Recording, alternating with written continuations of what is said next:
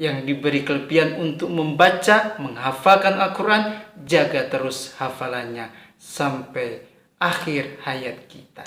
Banyak para penghafal Al-Quran atau hafiz yang gugur di medan perang.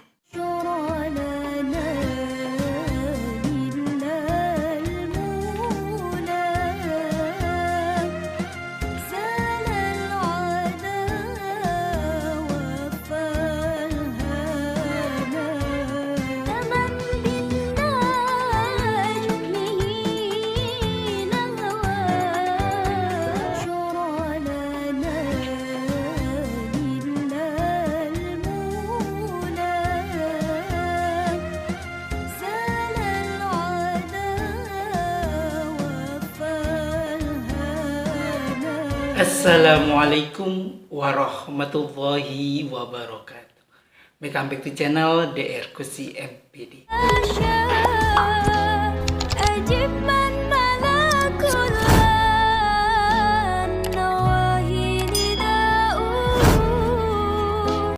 Mahasiswa, mahasiswi, sobat-sobat di channel yang dirahmati oleh Allah Subhanahu wa Ta'ala. Di perkuliahan hari ini kita akan membahas tentang pemeliharaan Al-Quran. Sekaligus join kolaborasi dengan seorang mahasiswi yang cantik, yang elok, enak dipandang mata, yang mempunyai prestasi di bidang akademik yang layak untuk ditampilkan sebagai contoh bagi mahasiswa-mahasiswi semuanya. Bismillahirrahmanirrahim. Assalamualaikum warahmatullahi wabarakatuh. Perkenalkan, nama saya Nadifa Umi Salimah dari kelas IAT B semester 4. Itu jangan kemana-mana, tetap di channel kesayangan Anda untuk mendalami mengenai pemeliharaan Al-Quranul Karim. Dan bila ada kelebihan rezeki, silahkan membaca buku saya di perpustakaan atau yang mempunyai rezeki yang berlebih bisa membeli langsung ke toko-toko buku di sekitar Anda. Bukunya simple, ringan, sebagai bacaan kita untuk mendalami tentang Al-Quran yang sehari-hari kita baca sebagai pedoman kehidupan kita. Itu langsung kita ke materi. Cek cus!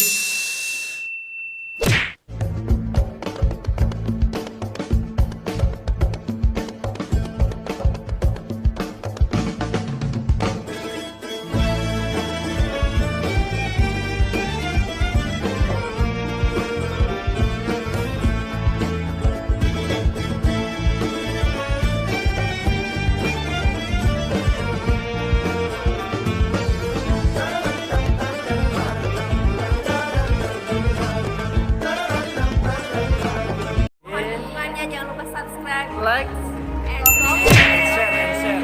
Jangan lupa share juga ya. Tekan tombol loncengnya.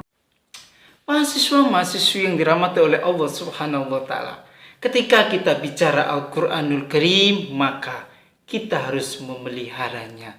Bagaimana sih prosesnya? Maka kita memelihara Al-Quranul Karim. Yang pertama adalah hafalan, yakni bagi mahasiswa-mahasiswi yang sudah pernah menghafalkan surah-surah di dalam Al-Quran, baik juz amma maupun juz-juz yang lainnya, bisa terus membaca dan memahami tentang arti dan tujuan Al-Quranul Karim yang dapat membuat kita terus memahami tentang Al-Quran. Yang kedua, naskah-naskah Al-Quran pada zaman Nabi terus dikumpulkan dan dipelihara sebagaimana mestinya sebelum adanya pembukuan Al-Quran secara serentak ketika zaman Abu Bakar As-Siddiq. Dan bila Al-Quran sudah dibukukan seperti saat ini, maka kita harus memeliharanya dengan meletakkan pada tempatnya, jangan sampai tersepai-sepai atau diletakkan di sembarang tempat yang tidak layak untuk diletakkan Al-Quranul Karim. Iya. Dan menjaga naskah-naskah sebagaimana orang yang diberi kelebihan di dalam menulis untuk membuat karya-karya khat Al-Quran yang dipajangkan menjadi sebuah khasanah keilmuan di samping sebagai keindahan dan juga dapat kita baca dalam setiap saatnya. Dan yang diberi kelebihan untuk membaca, menghafalkan Al-Quran, jaga terus hafalannya sampai akhir hayat kita. Ketiga hal inilah yang menjadi utama dan urgen yang harus kita jaga kelestariannya mengenai Al-Quranul Karim, menghafal Al-Quran, menjaga naskah Al-Quran, menulis dan membaca Al-Quran. Ini yang akan menghidupkan Al-Quran sampai relung jiwa kita, sampai ke hati kita, sehingga dalam kehidupan sehari-hari kita membawa Al-Quran yang membuat hati kita tenang dan tentram di dalam kehidupan sehari-hari. Mahasiswa, mahasiswi, sobat-sobat di channel yang dimuliakan oleh Allah Subhanahu wa Ta'ala. Di samping itu, pemeliharaan Quran di masa zaman sahabat, maka ketika baginda Rasul sudah wafat meninggalkan kita semuanya pada era zaman sahabat, maka kepemimpinan Islam dilanjutkan oleh Abu Bakar As-Siddiq berdasarkan musyawarah dari sahabat-sahabat semuanya. Sehingga Al-Quran mulai dibukukan dan dijadikan satu menjadi sebuah acuan pedoman kehidupan kita yang ditulis oleh orang-orang yang ahli di bidangnya yang diketuai oleh Zaid bin Sabit. Sebagaimana yang biasa kita dengarkan di dalam sejarah penulisan Al-Quranul Karim. Dan yang tak kalah penting yakni di masa tabiin setelah sahabat-sahabat meninggal dunia, maka generasi selanjutnya adalah tabiin. Disinilah muncul ilmu tafsir Al-Quran untuk menjelaskan tentang isi kandungan Al-Quran secara detail. Karena Al-Quran mulai tersebar ke penjuru dunia, maka letak geografis, kebudayaan, ekonomi berbeda, maka dibutuhkanlah bagaimana menerjemahkan Al-Quran ke dalam kehidupan sehari-hari yang sesuai dengan letak geografis daerah tersebut. Dengan cara demikian, maka Al-Quran sampai ke negeri kita, yakni ke tanah Melayu, Riau, Indonesia. Mahasiswa-mahasiswi, kita dengarkan presentasi tugas kuliah mahasiswa berikut ini. Saya akan membahas tentang bagaimana pemeliharaan Al-Quran ketika Nabi masih hidup, kemudian penyusunan Al-Quran sampai kompilasi Al-Quran. Baik, yang pertama yaitu tentang pemeliharaan Al-Quran semasa Nabi masih hidup. Sudah kita ketahui bahwa Al-Quran adalah wahyu yang diturunkan oleh Allah Subhanahu wa Ta'ala kepada Nabi Muhammad SAW melalui perantara malaikat Jibril, yaitu dengan secara lisan begitu. Terdapat dua cara pemeliharaan. Yang pertama yaitu dengan cara menyimpan di dada manusia, yaitu dengan cara menghafalkannya.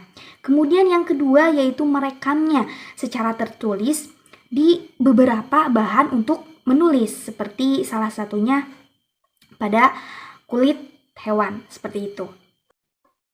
Tentang cara yang pertama yaitu tentang menyimpannya di dada manusia atau dengan cara menghafalkannya. Itu tuh Nabi Muhammad menyampaikannya kepada sahabat-sahabatnya agar para sahabat bisa menghafal Al-Quran yang sudah disampaikan oleh Nabi Muhammad SAW. Kemudian sedangkan cara yang kedua yaitu dengan ditulis, itu tuh berarti Nabi Muhammad menyampaikan ayat yang sudah diturunkan kepadanya melalui malaikat Jibril dan disampaikan kepada sahabatnya. Kemudian sahabatnya menulis kembali di beberapa media untuk menulis pada zaman dulu, yaitu salah satunya dengan kulit hewan-hewanan, seperti itu. Kemudian di dalam buku pun dijelaskan salah satu orang yang pertama kali menulis Al-Quran, dan peneliti juga sepakat bahwa orang tersebut memang telah menulis ayat Al-Quran, yaitu beliau bernama Khalid bin Sa'id bin Al-As. Ia mengaku bahwa dirinya pernah menulis lafaz Bismillahirrahmanirrahim. Ketika Nabi hijrah ke Madinah, tercatat ada beberapa sahabat yang terhitung sekitar 65 sahabat yang salah satunya adalah Zaid bin Sabit yang ditugaskan untuk menjadi penulis ayat suci Al-Quran, yaitu dengan cara mendiktekan. Jadi Nabi Muhammad SAW ini mendiktekan ayat Al-Quran yang sudah diwahyukan atau sudah disampaikan oleh malaikat Jibril kepada beliau, kemudian disampaikan lagi kepada para sahabat untuk ditulis ulang. Salah satunya yaitu Zaid bin Sabit. Nabi Muhammad memerintahkan kepada Zaid bin Sabit untuk menulis ulang apa yang sudah dibacakan oleh beliau, Nabi Muhammad SAW. Kemudian ketika proses penulisan tersebut, Zaid bin Sabit ketika selesai menulis ayat yang sudah dibacakan oleh Rasulullah, kemudian ia bertanya kepada Rasulullah, bagaimana ini? Intinya menanyakan, apakah ayat yang saya tulis sudah benar atau masih ada beberapa kesalahan, agar tidak terjadi kekeliruan arti dari ayat Al-Quran tersebut.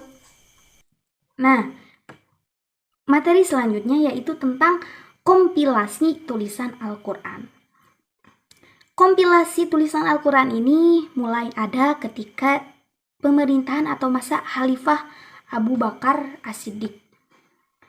Ketika itu terjadi perang antara kaum muslim dengan Yamamah, atau kita kenal dengan perang Yamamah, yaitu melawan nabi palsu, seperti itu. Kemudian di peperangan tersebut banyak para penghafal Al-Quran atau hafiz yang gugur di medan perang. Akibatnya Abu Bakar dan Sayyidina Umar merasa khawatir apabila ternyata banyak hafiz atau penghafal Al-Quran yang gugur di medan perang, akankah ayat Al-Quran itu ikut hilang? Karena kan belum ada mushafnya saat itu. Apabila para hafiz meninggal dunia, otomatis Al-Quran pun akan hilang. Kemudian Abu Bakar As-Siddiq dan Sayyidina Umar berinisiatif untuk membukukan atau menyusun kembali ayat-ayat Al-Quran yang masih ada di beberapa hafiz-hafiz yang masih hidup, agar ditulis ulang kemudian dijadikan tersusun dan dijadikan mushaf. Nah, saat itu Abu Bakar dan Umar memerintahkan Zaid untuk mengumpulkan ayat-ayat Al-Quran atau tulisan-tulisan Al-Quran tersebut. Akan tetapi terjadi perselisihan karena Zaid bin Sabit merasa bahwa apa yang dilakukan Sayyidina Abu Bakar dengan Umar bin Khattab itu adalah hal yang salah, karena hal ini tidak ada atau belum pernah dilakukan oleh Rasulullah SAW, Nabi Muhammad SAW, itu belum pernah terjadi. Maka Zaid bin Sabit merasa khawatir gitu. Masa waktu Nabi hidup aja tidak dilakukan hal seperti itu, pembukuan ayat Al-Quran, tulisan Al-Quran, masa sekarang kita berani-beraninya gitu melakukan pengumpulan tulisan-tulisan Al-Quran atau ayat-ayat Al-Quran seperti itu.